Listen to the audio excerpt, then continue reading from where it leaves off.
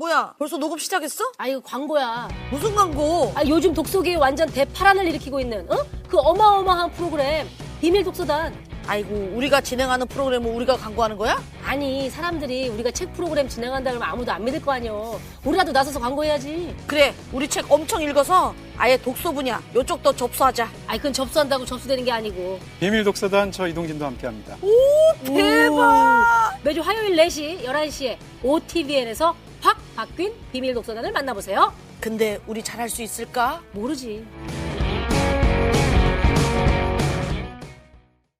호텔 뷔페는 특별한 날에만 가죠.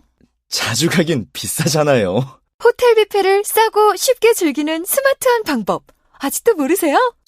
데일리 호텔 앱에서 예약하면 특급 호텔 뷔페를 최대 70%까지 할인받을 수 있어요. 남들 한 번 갈 돈으로 우린 3번이나 갈 수 있으니 정말 대박이죠?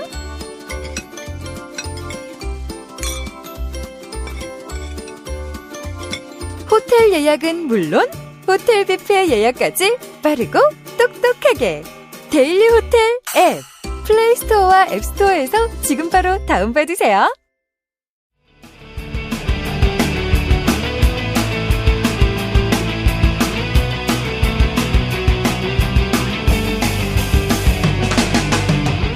살면서 누구나 한 번쯤은 궁금해하지만 아무도 정확히 알려주지 않는 주제들을 선정해서 얕게 한번 파보겠습니다.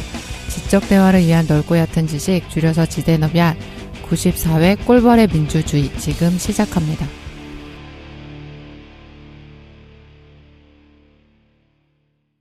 한 주간 잘 보내셨습니까? 네. 드디어 2주년 특집 지대 어워드를 하고 싶었는데 깡쌤이 지금 이 시점에서 그런 걸 할 때냐. 당장 뒤엎어라. 뒤엎었습니다. 그리고 정치하시겠다 네. 하셔가지고 죽장으로 막 들고 얘기하셔서 깜짝 놀랐어요. 뭘 하라고 하시니까 까라면 까야죠. 제가 오늘은 죽창 대신 들 수 있는 걸 가져왔습니다. 아, 그런가요? 네. 그래서 오늘 이제 선거가 얼마 남지 않아가지고 정치에 대한 얘기도 좀 진행해보자. 그래서 깡쌤께서 그걸 좀 준비하셨고, 그러면은 2주년 특집은 안 하느냐? 2주년 특집 안 합니다. 안 하고 우리가 조금 있으면 또 뭐가 기다리고 있냐면은 100회 특집이 또 있어요. 아니, 이거를 뭐 계속 할 수가 없는 거야. 기념일 좀 챙기지 않으셨으면 좋겠어요. 왜? 기념일이 중요해. 아니, 저는 중요합니다. 개인적으로 기념일을 챙기거나 이런 걸 전혀 안 해봐서. 자기가 안 해봤으니까. 2주년이 뭐 중요해. 100회면 중요하지. 100회가 뭐가 중요해. 장난이다. 네네. 그래도 어쨌든 100회 특집 때 2주년 때 하려고 했던 것들, 그다음에 좀 재밌게 준비해가지고 100회 특집 때 하고 네. 오늘은 시적절하게 정치에 대한 얘기를 해주신다고 해가지고 경청해보는 시간을 한번 가져보려고 합니다. 꿀벌의 얘기인 줄 알았는데요. 근데 뭘 하시는 건가요? 제목이 이상하던데? 꿀벌의 민주주의라고 이제 꿀벌의 민주주의. 때문에 저희가 어떤 분들은 혹시 뭐 어떤 민주주의의 어떤 바람직한 모델을 꿀벌에 비유하지 않았느냐. 뭐 이렇게 생각하셨을 수도 있는데. 그지? 풀뿌리 민주주의. 그런 거 꿀벌의 민주주의. 예. 열심히 노동하고. 그러니까 그런 거 아닙니까? 근데 제가 지난번 말을 방송하지 않았습니까? 말편 방송하면서 출퇴근 특집 말. 사실은 어떤 그 생명체의 경이로움에 대해서 처음으로 느꼈습니다.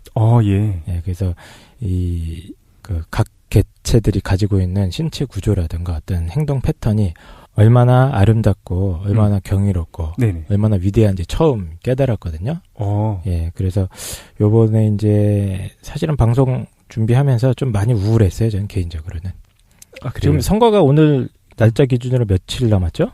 예, 오늘이 4월 4일이니까 네. 이제 4월 13일. 10일? 야, 이 바보야. 9일 남은 건가요? 9일 남아서? 예, 4월 13일이 선거입니다. 근데 이제 이번 선거는 사실 저는 뭐 시작도 하기 전에 김이 많이 빠진 것 같아요. 그래요? 예, 원래 네. 이번 선거에서는 사실 여당한테 불리한 이슈들이 꽤 많이 있었습니다. 현재 집권 여당한테. 그러니까 경제 성장률도 굉장히 많이 떨어져 있고 작년에 아마 제가 알기로 국민총생산이 마이너스가 났을 거예요. 환율 때문이라고는 하지만 뭐 어쨌든 그런 것도 있었고 지금 청년 실업률이 뭐 역대 최고에서 거의 15%에 육박한다. 이런 얘기가 있는데 이게 이제 아마 취준생이나 알바로 이렇게 근근히 살아가고 있는 학생들까지 숫자가 합쳐진다면 거의 제 생각에는 최소 30% 가까이 나오지 않을까. 실질적으로는 예, 25에서 30% 이상 나오지 않을까. 청년들의 실업률이. 체감하는 거는 그렇게 그렇죠. 느껴지니까. 거의 절반 가까이 될 수도 있어요. 이 정도면은. 거의 망한 나라 수준이죠. 이 정도면. 청년 실업률이 20% 30%가 넘어가는 거는 거의 흔히 그 국가 부도 났다 했을 때 옛날에 스페인, 뭐 그리스 이런 나라들이 과한 평가 같기도 한데. 이 정도 실업률 거의 네네. 보였다고 제가 알고 있습니다. 예. 그때는 그 청년들이 길거리에 쏟아져 나와서 차를 불태웠죠. 예. 녹차 이런 것들. 녹차 캠프파이어. 홍차 아니었나요? 거기에 이제 뭐 작년이었나요? 메르스도 있었고요. 네네. 뭐 국정교과서라든가 그러니까 이게 다 이슈 다 없어졌어. 다 없어져서 그러니까 올해도 이제 그 뭡니까 테러 방지법 때문에 사실 맞아. 반대 여론이 높았는데 이런 것들이 이제 사실은 여당이 좀 불리한 이슈들이 많았는데 지금 보면은 희희낙낙하고 있어요. 그렇죠. 예, 아무것도 안 하고 그냥 이대로만 그대로 가면 그냥 선거 치르는 순간 최소 160석은 예상이 되고 있습니다. 북한도 갑자기 이제 국방 강화를 하면서 그죠? 예. 핵전쟁이 일어날 수도 있다는데요. 그러니까. 그러니까 젊은 층 현실적인 투표율이 조금만 아마 낮아지면 거의 180석에서 뭐 이럴 리는 없겠지만 거의 개헌선에 육박한 200석 가까이 도달하지 않을까까지도 전망이 나오고 있어요. 그래서 요즘에 조금 시무룩하시군요. 예, 그래서 이번 선거가 사실 굉장히 환상적인 구도로 만들어지지 않았습니까? 작년 한 겨울부터. 그래요? 예, 그래서 이 환상적인 아름다운 구도를 만들어낸 것이 딱 한 분이신데, 예, 그 한 분께서 한때는 대한민국 청년들의 어떤 정신적 멘토였던 분이었던 것 같은데, 네네. 그분이 이런 아름다운 구도를 만들어낸 게 참 아이러니 같습니다. 야권 분열 예. 때문에. 그래서 제가 곱게 고운 말로 이 정도로 끝내도록 하겠습니다. 아이고 감사합니다. 아이고 아슬아슬해가지고 내가. 예. 근데 이거 예. 뭐 할 때마다 새롭게 느껴지지만 항상 동일한 패턴이잖아. 항상 여권 예, 역사가 항상 반복되는 것 같아요. 여당에 불리하지 않은 이슈가 터진 적이 한 번도 없었고, 네. 야권이 분열하지 않은 적이 한 번도 없었고. 이 여당이 분열했을 때 야당이 사실은 집권할 수 그쵸. 있었죠. 사실 그 이유도 불멸의 그분. 불멸의 피닉스. 어쨌든 그래서 정치에 대해서 우리가 깊이 들어갈 필요는 없을 것 같아요. 왜냐면은 너무 많은 좋은 정치 팟캐스트들이 많기 때문에 사실 저희도 그걸 들으면서 재밌기도 하고 그래서 정치에 대해서 세부적인 사안들은 그런 걸 청취하시면 되겠다. 예, 현실 정치는 저희가 사실은 많이 배워야 되는 입장이죠. 그러니까. 예, 공부해야 되는 입장인 거고. 그래서 오늘 해주실 거는 뭡니까? 예, 그래서 선거도 있고 원래 이제 민주주의와 관련돼서 우울한 마음으로 우리나라 민주주의의 어떤 희망이 어디에 있는가. 네. 이걸 찾기 위해서 도서관 가서 꽤 많이 책들을 뒤져봤는데 책을 찾다가 굉장히 놀라운 책을 발견했습니다. 그래요? 예. 그 이름하여 꿀벌의 민주주의라는 책입니다. 인간 정치는 더 이상 안 되니까. 인간에서는 어떻게 희망을 찾기가 어렵다. 차라리 꿀벌들한테 민주주의를 가르치자. 그렇습니다. 장난 아니다. 민주주의를 가르치자가 아니라 이미 하고 있어요. 꿀벌들이? 꿀벌들이. 그 저희가 아는 그 꿀벌 맞죠? 비. 네, 허니비. 허니비. 예, 윙하고 날아다니는 꿀벌들의 어떤 민주주의에서 우리 어떤 현실 정치의 희망을 찾을 수 있다. 잠깐만. 그래요? 뭔가 좀 이상한데? 말이랑 느낌이 출퇴근은 말로 하자. 민주주의는 꿀벌한테 배우자. 예. 출퇴근 특집 말 그게 잘 차라리 터지면서 꿀벌들을 우리 어떤 그 국회의원 후보로 내세우자. 꿀벌들을. 미쳤구만. 아무 얘기를 막. 그래서 제가 한 구절을 인용을 해드릴게요. 예.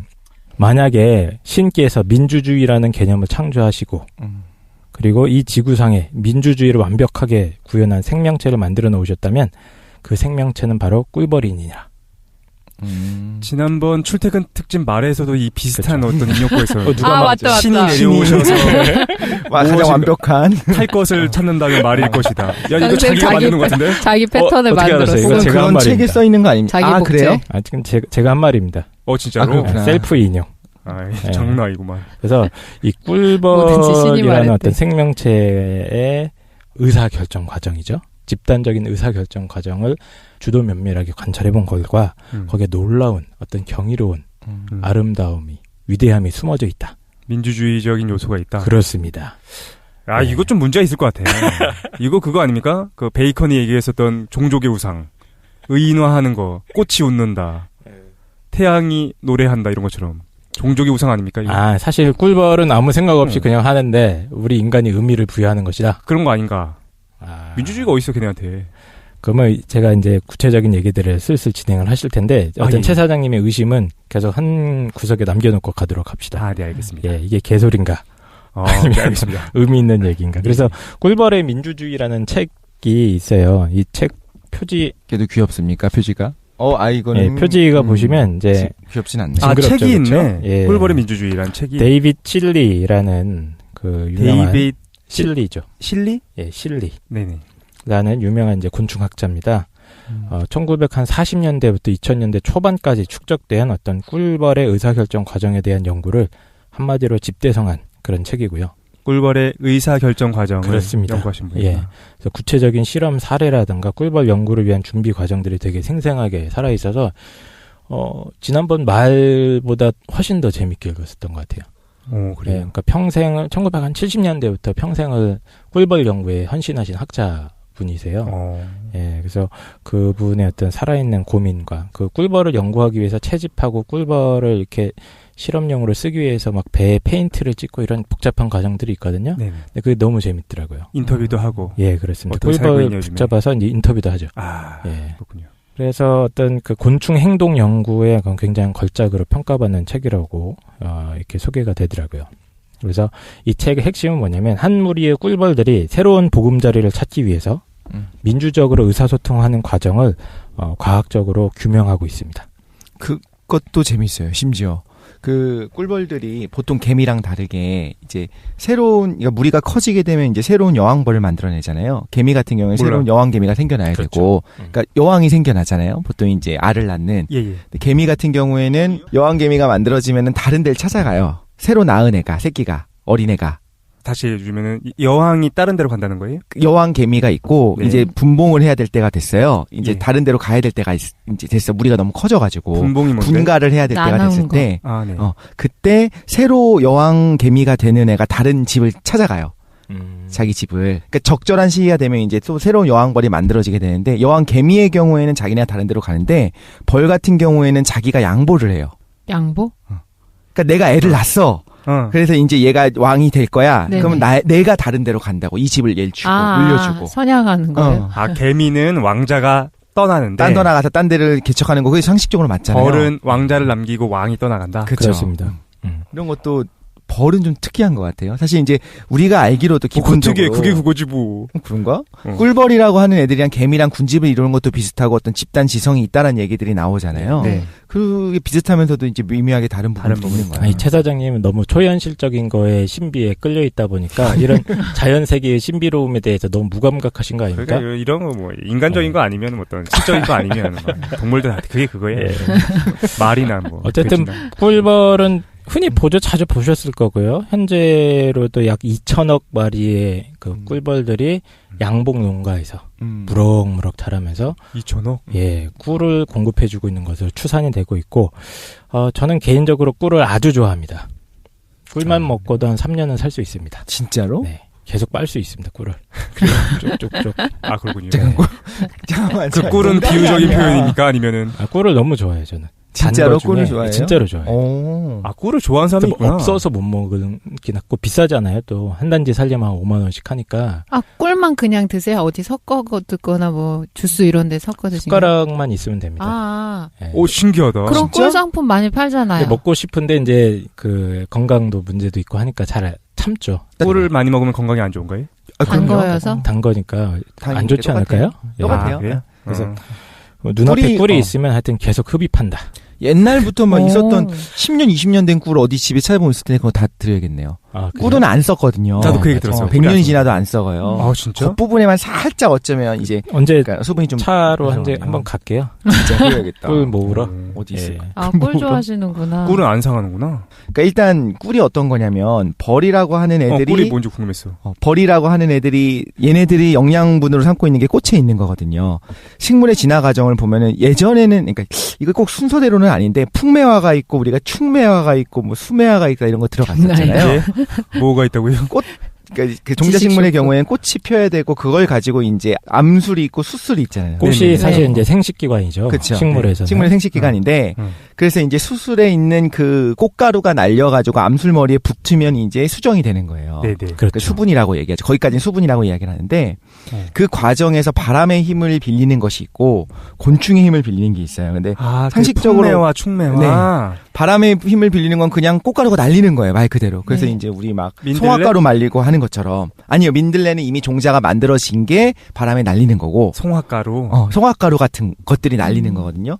그거를 이제 곤충을 사용하게 되면 굉장히 효율적으로 변해요. 왜냐면 그냥 모든 공간으로 바람에 날려 보내는 것보다 그렇게 날리지 않고 소중하게 약간만 가지고 있는데 곤충들이 와서 그거를 가져다 날라주니까. 그쵸.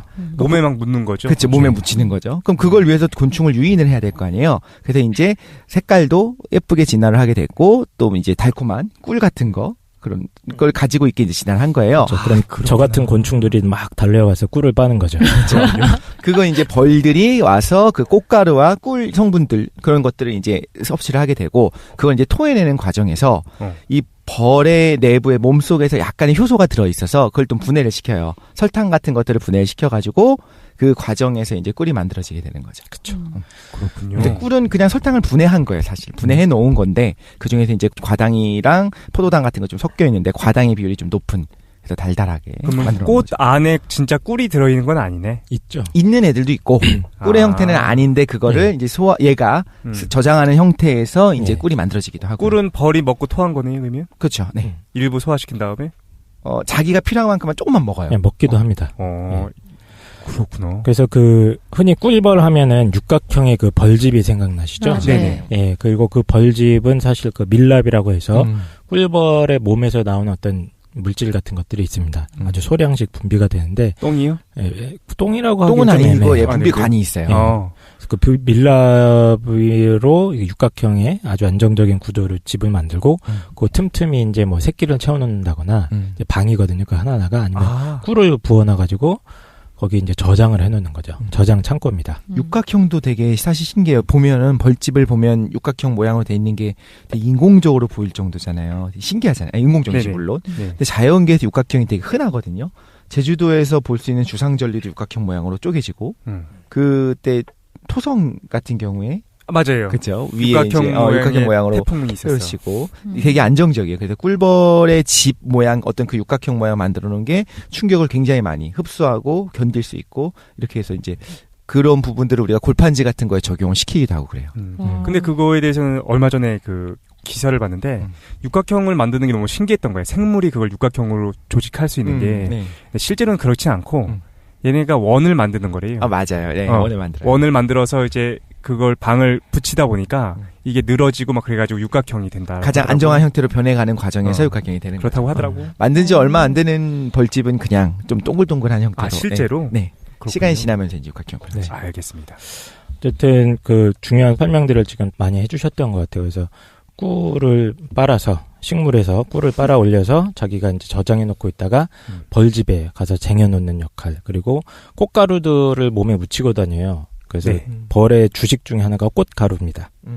꿀을 그래서 꿀도 먹고 꽃가루도 꿀도 먹고. 먹고 꽃가루도 먹는데 벌 같은 경우에 몸에 솜털이 굉장히 뽀송뽀송 나 있어요. 귀여워요. 네. 근데 그 솜털이 어떤 역할을 하냐면 꽃에 들어갔을 때 가루가 막 묻는 거죠. 예, 그럼 그 가루를 묻히고 여기저기 돌아다니다가 또 아차하면 사고 쳐서 아이가 임신되기도 하는 거고요. 꽃이 아니라 꽃이 꽃길이. 꽃이 수정되는 거고 예. 그걸 가지고 이제 또 집에 가서 맛있게 나눠 먹는 거죠. 네. 어쨌든 그 꿀벌에 대해서 사실 학문적인 연구를 한 굉장히 유명한 거의 태초라고 할 수도 있을 정도로 유명한 학자가 한 분 있습니다. 아주 파브르. 파브르도 연구를 했겠습니다만 본격적으로 연구하신 분이 있어요. 유일하게 알고 있는 파브르. 독일의 이제 뮌헨 대학교에 그 동물학 교수였던 카를 폰 프리슈라는 분이 계십니다. 프리슈 교수. 예, 아는 척하지 마. 어떻게 알았죠? 처음 들었어요. 1944년경에 이제 꿀벌이 춤을 추면서 또 의사소통하는 과정을 발견합니다. 뭐 많은 분들이 들어보셨을 것 같아요. 그래서 먹이를 찾으러 나간 벌들이 네. 어디 뭐 맛있어 보이는 꽃들이 많이 있더라라는 걸 발견하고 나면 다시 무리로 돌아옵니다. 네. 그 들어와서 그 위치가 어딘지를 갖다가 표현을 해야 되는데 뭐 어떻게 말로 할 수가 없지 않습니까? 카톡도 없고. 네. 그러니까 그거를 춤을 통해서 표현을 하더라. 이걸 발견을 하신 거죠. 나 그게 저희 배웠었어요. 근데 진짠가 항상 의심스러웠어. 팔자춤이라고요. 흔히 말하는 뭐 팔자춤, 뭐 영어로는 웨글 댄스 뭐 이러던데.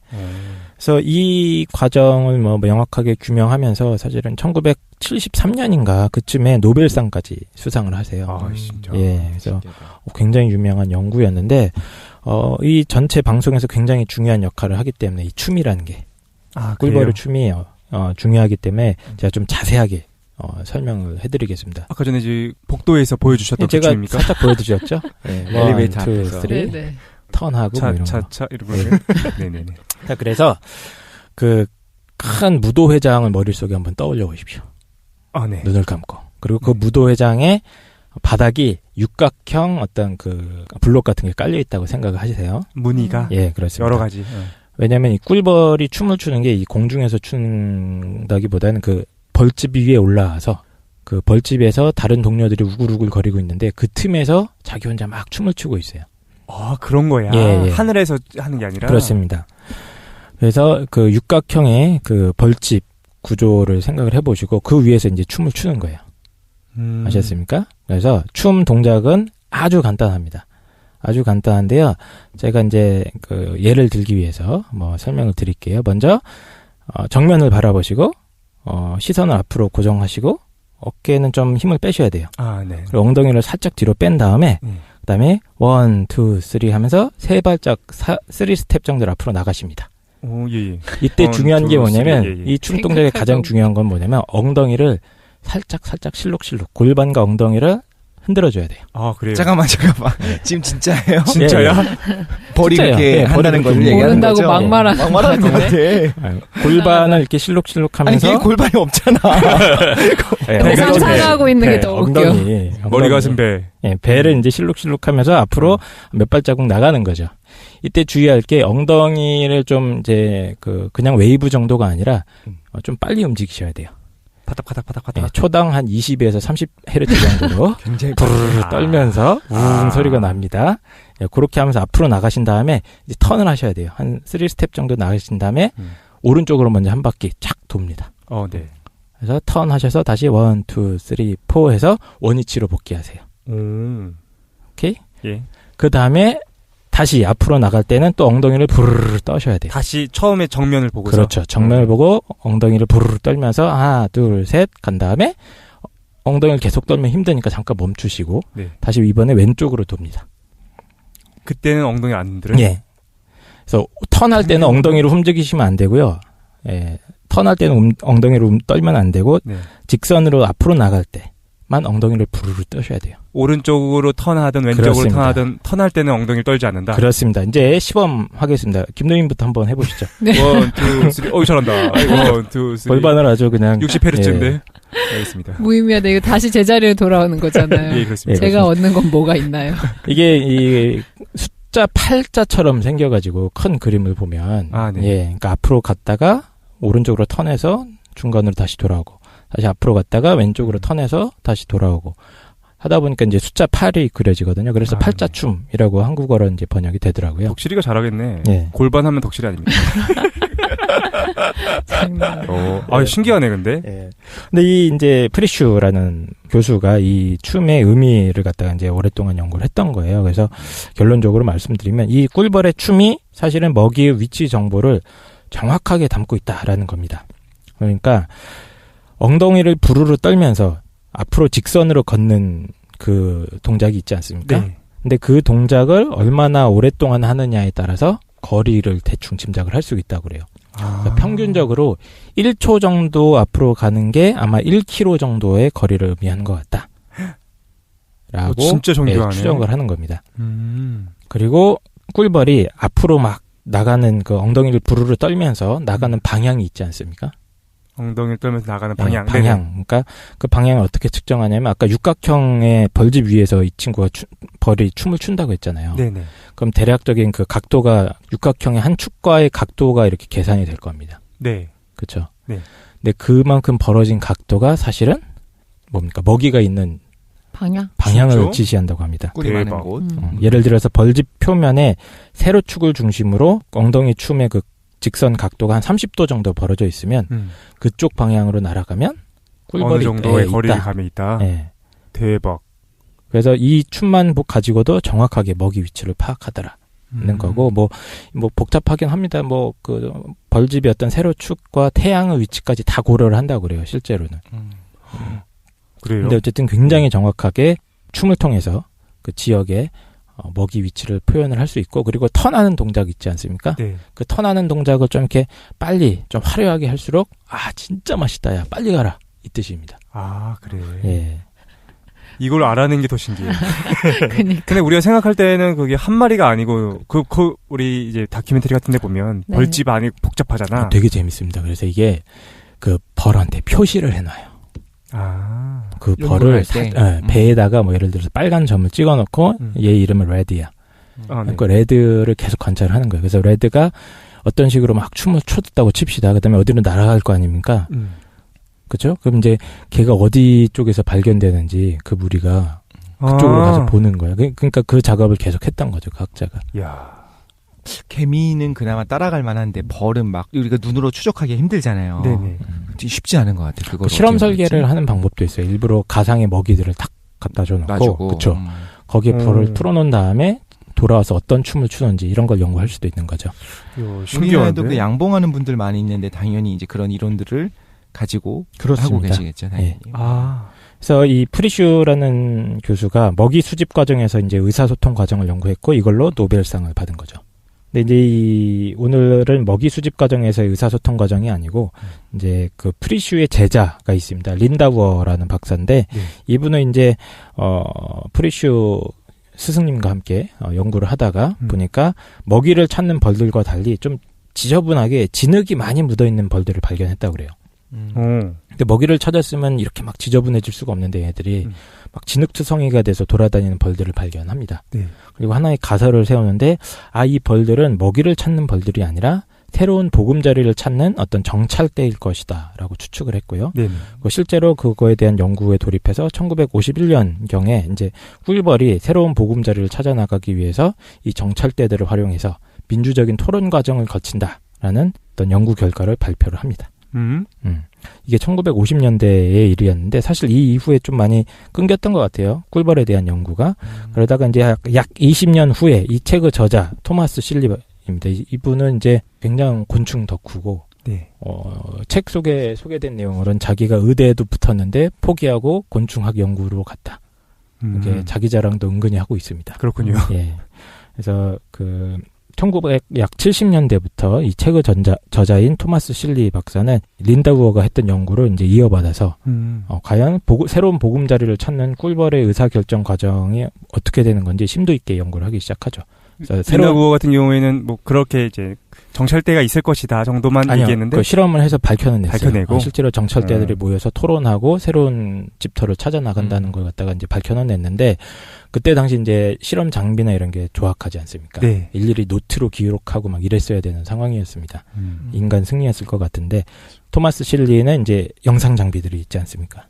그렇죠. 예, 그래서 일일이 그 사진을 다 찍어놓고 뭐 슬로우 비디오 촬영을 하고 해가지고 이제 더 심도 있게 컴퓨터까지 활용해서 연구를 시작했던 거죠. 여기서 얘기하는 그 집터가 아까 얘기했었던 새로운 여왕벌이 만들어지고 이제 분봉을 해야 되는 상황이 됐을 때 새로운 여왕벌한테 집을 양보하고 그다음에 이제 자기 원래 여왕벌이 떠난다고 했잖아요. 네. 그러면서 이제 이 무리가 한 무리가 떠나가요. 혼자 가는 건 아니고 주변에 애들한테 이제 페로몬을 묻혀요. 그렇습니다. 우리 같이 가자. 너희들은 내가 찜했으니까 나를 따르라 해서 나와가지고 날아가면서 어디 찾아야 되잖아요. 근처에 이제 적합한 위치를. 그때 이제 한 군데 모여있다가 사방에 쫙 펼쳐져갖고 어디가 좋을지, 새로운 집터가 어딜지 찾고, 그 다음에 돌아와서 이제 그걸 보고를 해요. 내가 찾은 집터가 이 정도로 좋더라. 네. 그런 과정에서 말씀하시는 것 같은 어떤 민주적인 절차가 나타난다는 거고. 헐, 진짜? 네, 그걸 못 찾게 되면은 자칫하면 그 무리는 다 죽을 수도 있죠. 그렇습니다. 그래서 최 사장님께서 이 꿀벌의 어떤 우수성을 사실은 의심하시지 않았습니까? 말도 안 됩니다. 굉장히 불쾌합니다, 전 지금. 그렇군요. 네, 우리 인류의 희망인데 이분들이 전생에 꿀벌이었나? 제가 근데 이거를 민주적인 의사결정이라고 볼 수 있어요? 왜냐면 경찰대가 파견해서 정보를 그냥 얘네들 수집해오는 걸 수 있잖아요. 근데 결정은 얘네들이 투표권이 다 있다고 볼 수 있어요? 여왕벌이 내리는 거 아니에요? 아니에요. 이걸 들어보시면 예. 이 투표권이 있어요. 예, 우리가 투표에서 결정돼요. 여러분들 저희 네. 모두 우리 자연에 대해서 경외감을 좀 갖도록 합시다. 인간의 하찮은 지식으로 재단하지 마시고요. 네. 들어보겠습니다.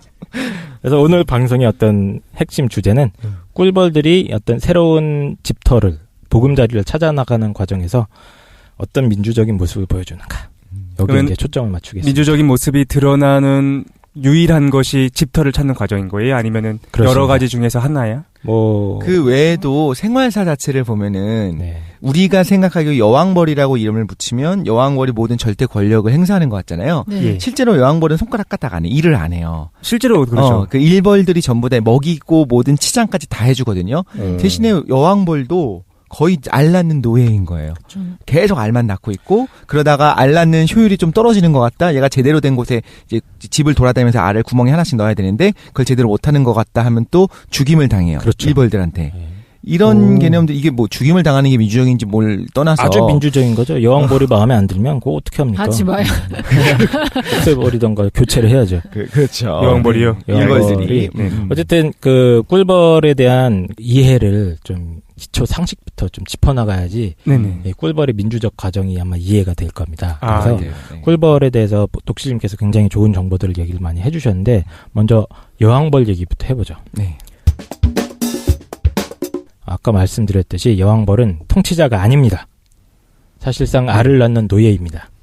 아, 그래요? 예. 우리가 이제 여왕이라고 붙여놨을 그렇죠. 뿐이지. 인간의 상식으로서는 지금 우리 사회도 어떤 여왕님께서 명령을 예? 하더라 하시면 이제 국회의원들이 쫙 뽑히지 않습니까? 아, 예. 여왕벌 같은 경우는 이제 그 몸집이 굉장히 크고요.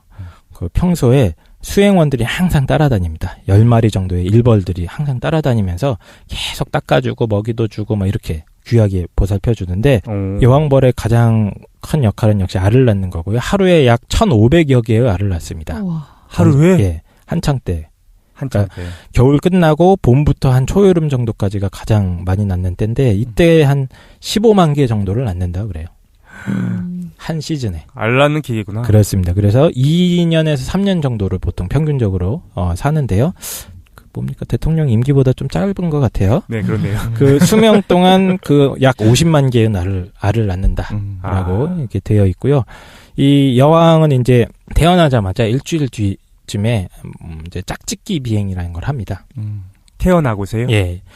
그래서 짝짓기 비행 동안 이제 수컷들을 맞이를 하는데요. 그때 약 10에서 20마리 정도랑 이제 짝짓기를 하는 것으로 지금 추정이 되고 있어요. 그 한 번의 짝짓기 비행만 가지고 500만 마리의 정자를 구한다고 합니다. 이게 이제 약간 보충 설명이 필요한데 일단 전부 여왕벌이 낳는 애들이 혼자서도 천연 생식이 가능해요. 네. 그래서 이제 그래요? 그러니까 우리 수태고지 같은 건가요? 계란도 유정란이 있고 무정란이 있는 것처럼 예. 얘가 낳는 알에서 유정란의 경우에만 이제 암컷이 되는 거고 일벌들은 전부 다 암컷이에요. 그런데 얘가 짝짓기를 하지 못한 경우에 이때는 정자를 몸속에 가지고 있지 않잖아요. 네. 그런 애도 알을 낳고 그게 이게 부활하거든요. 우와. 그때는 수펄이 나타나요. 대박. 네. 그리고 그러니까 그 암컷을 낳는 것들이 있고 암컷을 낳아서 일벌을 만들기도 하고 또 필요하면 이제 말하자면 공주를 낳아가지고 새로운 여왕벌을 만들어내잖아요. 네. 지금 강 선생님이 말씀해준 거는 새로운 여왕벌이 나타난 다음에 일주일 정도 있다가 이제 그 짝짓기 비행을 한다고 했는데 일벌이 되는 거냐 아니면 새로운 여왕벌이 될 거냐라고 하는 거를 처음부터 결정을 할 수가 있고 그리고 모든 그 여왕벌이 될 공주벌들이 전부 다 공주벌로 태어나는 게 아니에요. 제일 먼저 태어난 공주벌이 다른 애들을 싹 죽여요. 못 태어나게. 그래서 이것도 조절이 다 돼 있어요. 그래서 이제 그 짝짓기 비행이라고 하는 것 자체가 시도 때도 없이 일어나는 건 아니고 적절한 그렇죠. 군집이 만들어지고 새로 이제 분가를 해야 될 상황이 됐다. 그럴 때는 이제 새로운 여왕벌이 필요하니까 그때 이제 부화하게 된 그 공주벌이 말하자면 짝짓기 비행을 하는 거죠. 그렇죠. 그래서 어쨌든 짝짓기 비행 후에 약 500만 마리의 정자들을 항상 갖고 있다가 필요할 때 쓰는 거예요. 꺼내서 안전하게 이제 보관을 하고 있습니다. 짝짓기 비행은 그러면은 그 일생 동안 한 번 하는 건가요? 일생 동안 한 번 하고 들어와서 이제 정자들을 보관해 놓고 있다가 그러다가 이제 암컷 볕이 필요할 때는 정자를 써서 알을 낳고요. 약 5%의 비율로 정자를 쓰지 않고 수컷들만 낳기도 합니다. 비수정란의 비율이 약 5% 정도 되는데 걔네들이 이제 수컷으로 태어나는데 아까 독실님께서 얘기해 주신 부분이 이제 금수저 얘기죠.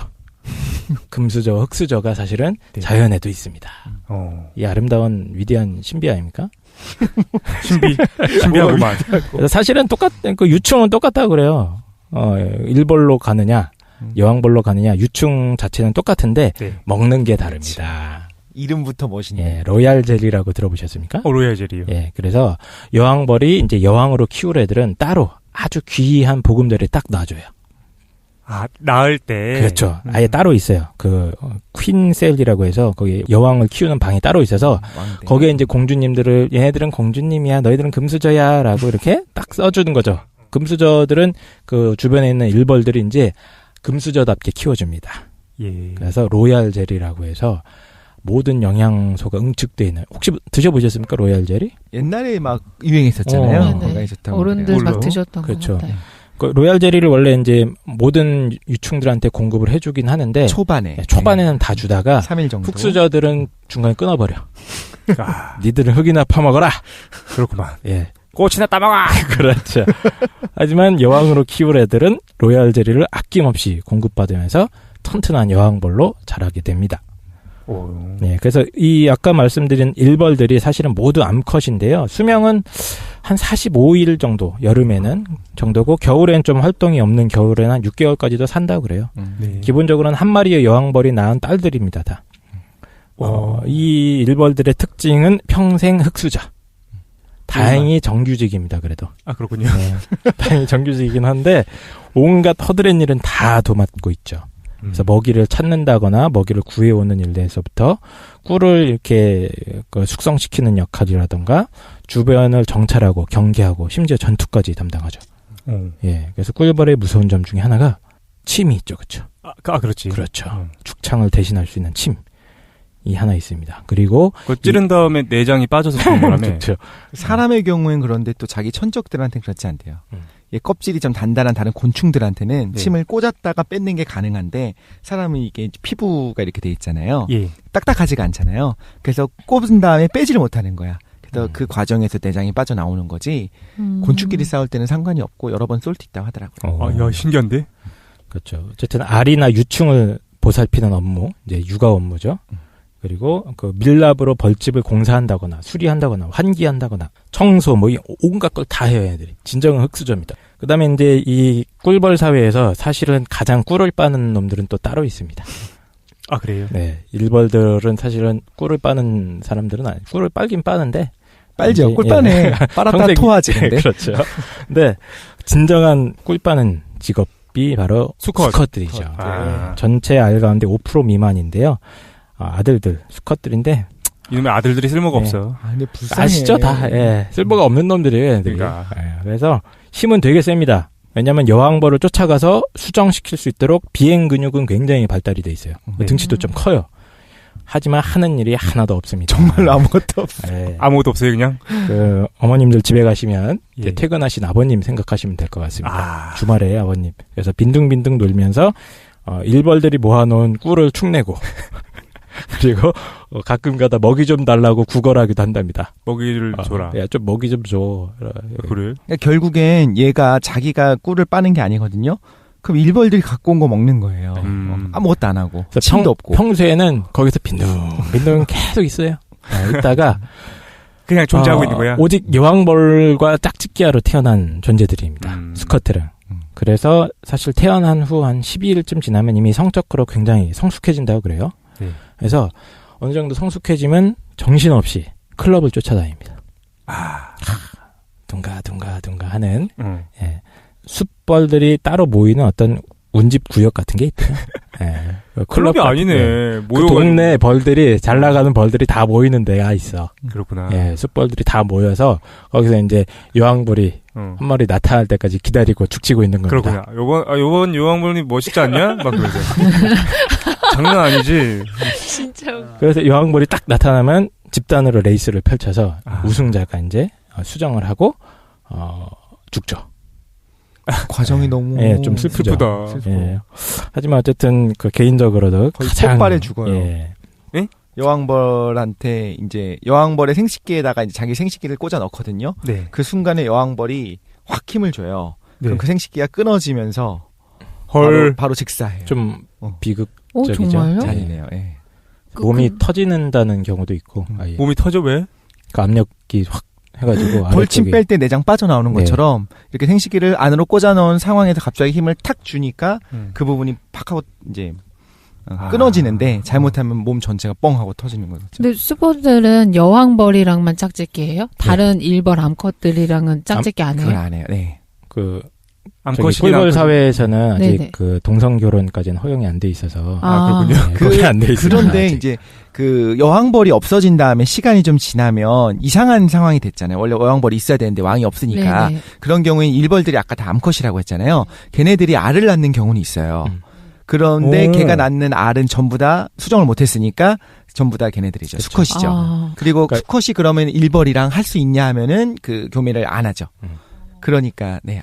걔네들은 문제가 수컷은 생기고. 어디까지나 계속 여왕벌만. 일벌들 중 일부가 여왕벌로 이렇게 다시 추대되는 경우도 간혹 있다고는 네, 하는데 음. 이제 생식 능력이 훨씬 떨어지죠. 그렇죠. 그런 경우에는 처음부터 종을 먹었어요. 수저가 금수저 돼봤자 별거 없는 겁니다. 야, 수펄들 좀 잘해줘야겠다. 장난해 진짜. 아니 잘해주는 수준이 아니라 너무 잔인하다니까. 그렇게 죽고 그다음에 이제 계속 따라다니잖아요. 그럼 앞에 있는 애 생식기가 이제 시체가 박혀 있을 거 아니야. 다른 수펄이 그거를 입으로 뽑아내고 자기 걸 꽂아놓고 자기 또 뻥하고 터지고 그런 식으로 계속 죽어가요. 근데 이제 짝짓기를 헐. 못하면 또 집에 돌아와서 놀아요. 야, 그게 낫겠다. 근데 설렁설렁 쫓아갔다가, 쟤 다 죽었네. 그다음에 다 돌아가서. 쫓겨나서 죽어요 다. 집에서 계속 놀게 해주는 게 아니고 짝짓기 끝났는데 계속 집에 있다. 그럼 이제 일벌들 다 쫓아내서 죽여요 또. 불쌍하다. 하여튼 뭐 이런 어떤 비극적인 운명에 좀 놀게 최 해줘. 사장님께서 지금 자연의 신비에 점점 빠져들고 계신 것 같아요. 그렇네. 예. 어쨌든 이런 벌들의 공동체가 있는데 이 벌들한테 가장 큰 위협이 뭘까요? 장수말벌. 말벌. 여왕벌 죽는 거. 그것도 그렇죠. 예. 그렇죠. 근데 궁금한 게 여왕벌 그래서 우리가 인간이 임의적으로 빼가지고 죽이면 그럼 거기는 혼돈 상태에 빠지겠네? 그래서 그때 이제 만약에 그 공주가 될 수 있는 애들이 있었으면 얼른 따로 추대하기로 하고. 예. 만약 인간이 그냥 임의적으로 공주까지 그냥 다 죽이면? 그럼 그 집단은 거의 사라져요. 왜냐하면 시간이 지나면 점점 일벌들이 자기가 번식하는 과정에서 수펄들을 만들어내고 수펄은 아무것도 일을 안 하기 때문에 그런 애들이 점점 늘어나면 그 사회는 이제 망가져요. 그렇군요. 이제 그 집단은 그 집단은 망할 확률이 없어지죠. 높아지죠. 예, 100% 망한다고 확언할 수는 없는데 예, 어쨌든 여왕을 추대하려고는 합니다. 어떤 다른 일벌을 하나 추대를 하던가 이렇게 해서. 그렇군요. 근데 재밌는 건 그 성질을 이용해 갖고 양봉업자가 그쵸. 여왕벌을 일부러 죽이고 옆에서 새로운 어떤 아직 처녀 그 여왕벌을 여기 넣어주면 아직 그 결혼 비행을 하지 않은 네. 공주벌을 넣어주게 되면 걔를 또 여왕벌로 추대하기도 한다고 해요. 그렇죠. 양봉업자니까 마음대로 행동할 수가 있어. 신이야 걔네. 양봉업자가 신이구나. 거기서는. 네. 어쨌든 이 여왕벌이 죽는 게 큰 위협이긴 하지만 사실은 더 중요한 위협이 있습니다. 뭘까요? 장수말벌 아니에요? 아기곰 푸. 곰? 꿀 가져간 애들? 집을 부시는 애들이요? 네, 곰도 있고요. 장수말벌도 왜냐하면 거의 그 꿀벌 학살자 아닙니까? 이거? 그러니까. 한 명이 혈혈단신으로 쳐들어가서 2만 마리를 죽이다. 예, 다 박살내고 뭐 이 정도. 말벌이요? 예, 장수말벌 한 마리. 엄청난 위력을 발휘하기도 하는데 이런 일단 천적들이 있고요. 하지만 천적보다 더 무서운 게 있습니다. 왠지 인간일 것 같아. 근데 인간이 나와요. 인간은 오히려 친구 아닙니까? 나 그 뭔지 알겠다. 도와주죠. 예. 그 환경 호르몬 아닙니까? 환경 호르몬이라기보다는 그냥 겨울을 무서워합니다. 애들은. 겨울. 겨울 나는 게 가장 큰 과제입니다. 그래서 꿀벌들이 어느 정도 10도 이하로 떨어지게 되면 이제 거의 얼어 죽는 상태가 된다고 그래요. 영하로 떨어지면 무조건 죽는 거고. 그래. 네, 그래서 겨울을 성공적으로 내는 것이 사실 꿀벌 집단의 가장 큰 과제입니다. 그래서 겨울에 이 친구들이 어떻게 하고 있냐면 일단 벌집 속으로 다 들어가서 똘똘 뭉쳐 있습니다. 마치 농구공처럼. 그래? 예, 커다란 농구공처럼 똘똘 뭉쳐 있고요. 그러면 이 친구들이 어떻게 온도를 유지해야 되냐면 표면에 가깝게 있는 꿀벌들이 미세하게 날개의 근육을 부르르 떨어가지고 온도를 발생시킵니다. 열을 마찰열을. 만들죠. 열을 쭉 내면서 그 결과 표면이 이제 얼어 죽지 않을 정도의 온도인 한 10도에서 15도 정도로 유지가 되고 그 밑에는 자기들끼리 뭉쳐 있으니까 이제 훨씬 따뜻하게 유지가 돼요. 그래서 약 33도 정도까지 올라간다고 그래요. 겨울에도. 예. 그러면 그 33도의 온도가 뭐냐면 그 벌의 유충들이 무럭무럭 자랄 수 있는 최적의 온도입니다. 그걸 유지하기 위해서 뭉쳐 있는 거고, 근데 다 뭉쳐 있다가 보니까 사실 밖으로 뭐 먹이 구하러 나가는 것도 불가능하죠. 또 춥기도 하고 하니까. 겨울잠은 아니에요. 근데 비슷한 행동을 하는 겁니다. 아, 깊은 명상에. 예, 깊은 명상에 빠져서 일부 표층에 있는 벌들은 부르르 떨면서 이 에너지를 계속 만들어내고 있고. 교대도 해주나요? 예, 교대도 아니라? 해주고 막 계속 왔다 갔다 하는 거죠. 펭귄이랑 비슷하네요. 펭귄들도 펭귄들도 교대하다며. 한 번씩 교대하면서 뭉쳐 있잖아요. 그래서 이 부르르 떠는 꿀벌들을 위해서 겨울 동안 에너지 공급하는 게 굉장히 중요한 일이에요. 그래서 이 한 꿀벌 집단이 겨울을 나기 위해서는 적어도 약 20kg 정도의 꿀이 저장이 돼 있어야 된다고 합니다. 야.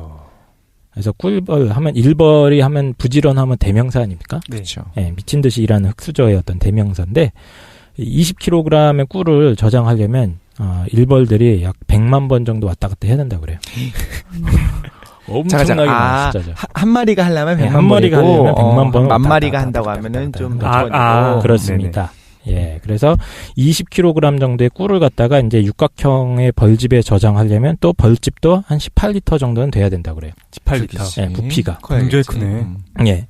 그래서 꿀벌들한테는 이 겨울을 안정적으로 날 수 있는 어떤 부동산을 확보하는 게 굉장히 중요한 생존의 과제입니다. 실제로 양봉업자들이 이제 꿀을 자기가 가져가잖아요. 얘네가 애써서 모은 꽃가루를 한 거를. 네. 그다음에 얘는 죽으면 안 되는 거잖아요. 우리의 친구니까. 그렇죠. 그래서 이제 설탕물을 이제 근처에 그렇죠. 가져가지고. 네, 노동자들이니까. 네, 설탕물을 가지고 이제 자기 또 하게 하시고. 요거나 먹고 살아라. 근데 이제 그래서 우리가 막 설탕물을 탄 꿀은 가짜 꿀이다 이런 식으로 그래서 얘기하잖아요. 뭐 TV 프로그램에서 고발하고 그랬었잖아요. 네, 그 네. 꽃가루가 아니다라고 해서 나쁜 게 아니에요? 그런데 물론 이제 꽃에서 따야 되는 건데 꿀물을 얘가 퍼갖고 가져가고 이제 하면은 문제가 되겠죠. 그 네. 꿀만의 독특한 그 향이라든가 이런 것들이 떨어지고 일단 인공적으로 만든 거니까 네. 자연산이 아니니까 양식이냐 자연산이 이런 느낌이잖아요. 네. 근데 꿀 자체도 사실 꽃에 있는 꽃가루라든가 아까 그 꽃에 있는 설탕을 자기가 먹었다가 토해낸 거예요.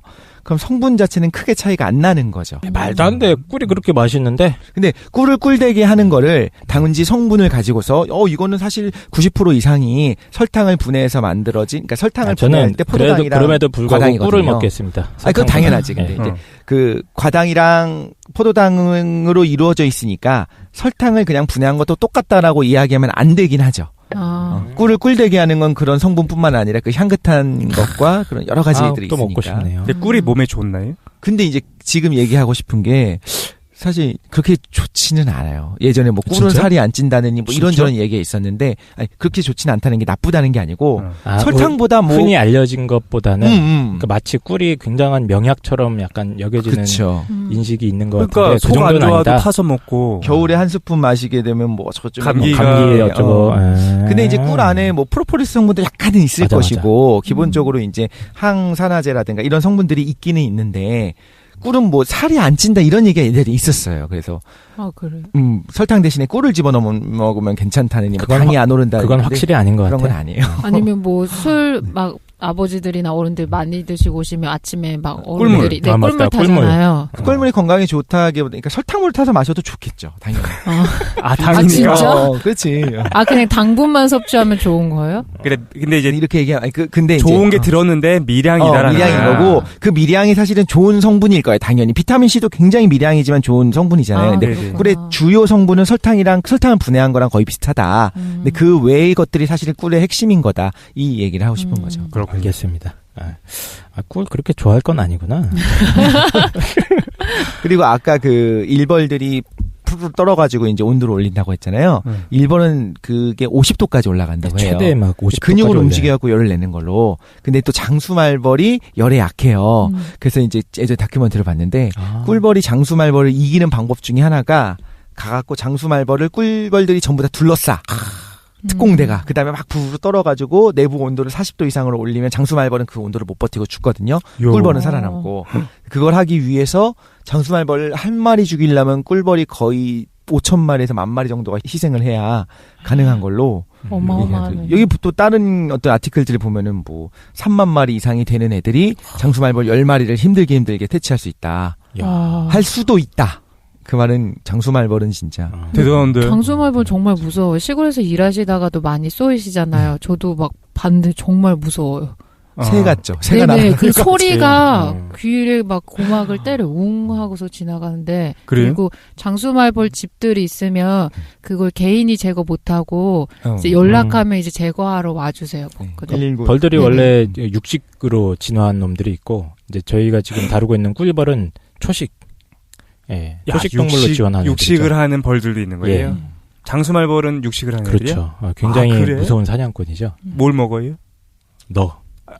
어쩐지 근데 집 밖에 장수말벌이 왔다 갔다 하더라고. 장수말벌 사회도 똑같은 거죠. 근데 구조는 아니, 완전히 달라요. 걔네들은 꿀벌 사회랑 달라요? 사냥하는 애들은 개인 플레이합니다. 아 그렇구나. 예. 아 그래? 개인 플레이하는 벌들이고. 아예 다르구나 약간 사회 체제가. 아테네와 스파르타 같은 관계인가요?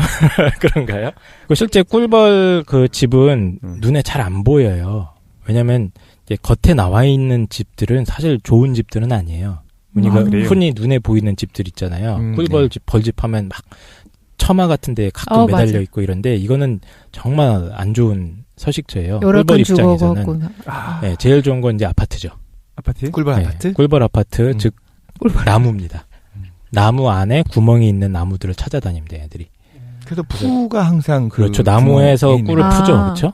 그 장면 생각하시면 돼요. 나무에 뽕 구멍 뚫어져 있는 입구가 있고 그 안에 약간 비어있는 나무들이 있어요. 좀 이렇게 안에가 뭐 병충해 때문에 파먹고 이런 나무들. 그게 최적화된 집이에요. 그래서 그 안에서 겨울을 나는 그런 습성이 있는데 어쨌든 그 겨울이 끝나면 근데 이 급격하게 꿀벌 유충들이 막 늘어나가지고 늦봄쯤엔 약 2만에서 3만 마리의 일벌들이 꽉 차가지고 막 난리가 난다고 합니다. 그리고 이때쯤이면 이제 여왕벌이 새로운 퀸들을 한 10마리 정도의 유충을 쭉 낳아놔요. 그래서 분가하는군요. 예, 그래서 직전에. 굉장히 중요한 행사가 이 그 전문 용어로 분봉이라고 해요. 분봉. 아, 그러니까 꿀벌 사회를 이해하는 굉장히 큰 이벤트고요. 꿀벌 사회가 이제 세력 확장을 위해서 여왕벌과 함께 일정 수의 일벌들이 때로 이주를 하는 행사입니다. 그렇군요. 예. 꿀벌 무리 가운데 약 3분의 2 가량 이주 준비를 하면서 이때 일벌들의 특징이 이제 배 터지게 먹습니다. 한참 동안 날아가서 일해야 되니까 아무것도 안 하고 계속 먹기만 한다 그래요. 날아갈 벌들은. 그리고 기존에 있던 여왕벌을 갖다가 학대를 하기 시작합니다. 쫓아내야 되거든 얘를. 그러다 보니까 막 그 여왕벌의 체중이 한 20% 정도 감소를 해가지고 오히려 비행에 최적화된대요. 뒤룩뒤룩 살쪄 있다가. 신기하네. 그래서 약 그 때가 되면 약 10,000마리의 벌들이 10m에서 20m 되는 어떤 벌떼 구름을 형성하면서 10m에서 20m. 예, 장관을 이루면서 날아다닌다고 합니다. 예, 한 번도 저도 본 적은 없는데 하늘로 붕 하고 올라가서 일단 쫓겨났기 때문에 한 며칠 동안 노숙을 해요. 길거리에서. 집이 완성된 다음에 가는 게 아니라 그게 아닙니다. 먼저 떠나는군요. 먼저 나가서 찾는데 그중에 일단 뭐 비나 이런 걸 피해야 되기 때문에 나무 밑이나 이런 데 수만 마리가 또 붙어서 노숙을 합니다. 장관이겠다. 그렇죠.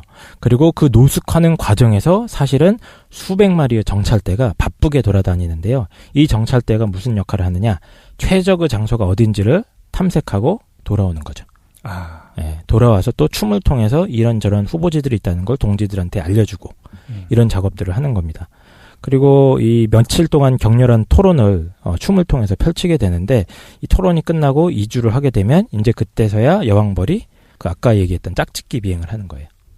원래 있었던 기존에 있었던 여왕이 그렇죠. 다시 한번 또 다시 한번 짝짓기 비행을 해서 새로운 공동체를 만들고 그리고 이렇게 한 무리가 떨어져 나가면 그 다음 이제 뉴 여왕이 있을 거 아닙니까? 예. 근데 이 뉴 여왕도 또 그 일벌이 충분히 남아 있으면 또 다시 날아가요.